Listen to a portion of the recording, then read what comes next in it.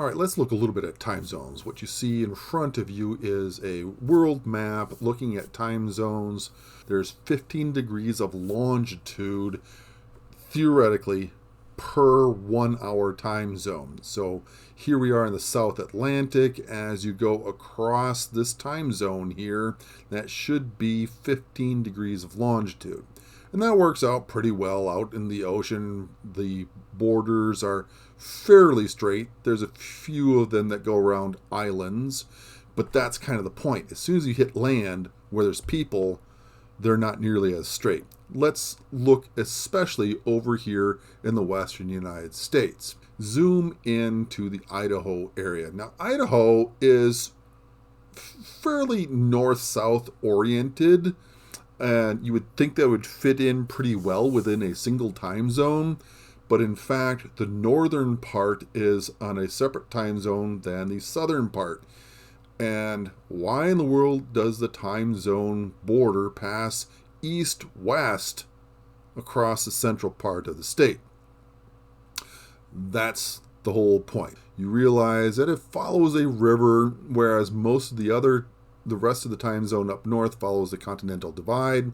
And you come into this area and you see, oh, it doesn't follow the state line, which is what they try to do. They meaning the Department of Transportation that oversees the time zone concept. And that should be a clue right there. It's the Department of Transportation.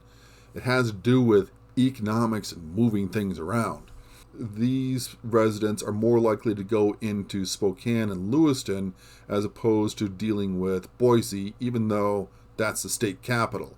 So let's look in and see what's going on. Hey everybody, it's Dr. Mac. Right now I'm outside of Whitebird, Idaho.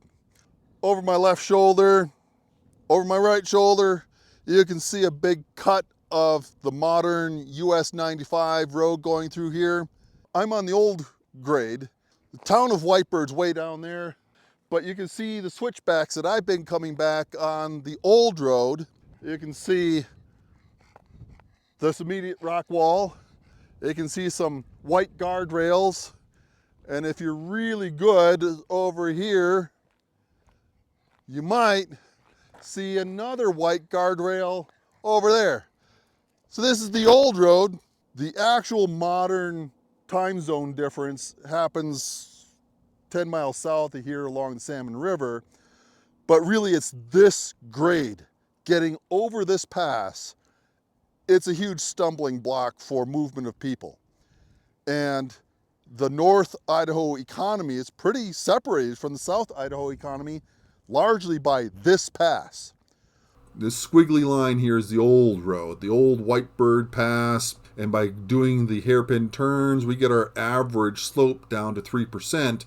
Imagine doing it with horses.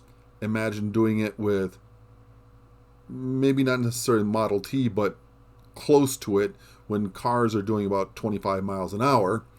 We would have watering troughs for the horses. We would have water for cars that are overheating. And this is slow, going back and forth. We want to improve the situation, so we come in 1974, they open up the new road. This is the new US 95 coming through here. And that's a much straighter road. You can go down here at 60 miles an hour, pretty much under control. If you're a fully loaded truck, you hope that you're under control. So there are a few runaway truck ramps in here as well. This is about 7 miles long. Going through the old road is about 9-10 miles long. So we've shortened up our distance and we are dropping the same amount.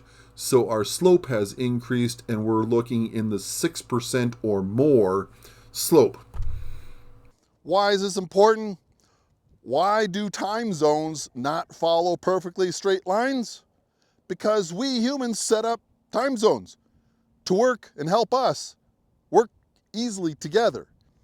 So if the people of North Idaho work together with the people of Washington, it makes more sense to have them on the same time zone than to have them on the same time zone of Southern Idaho, where they don't really cooperate as much economically.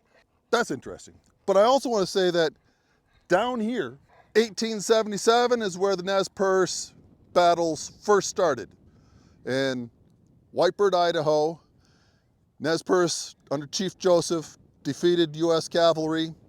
And over the next following few months, they moved into Oregon and then went across Doug Bar and Snake River, through Hell's Canyon, and eventually worked their way up into Montana. Once again, this is the landscape that we're dealing with.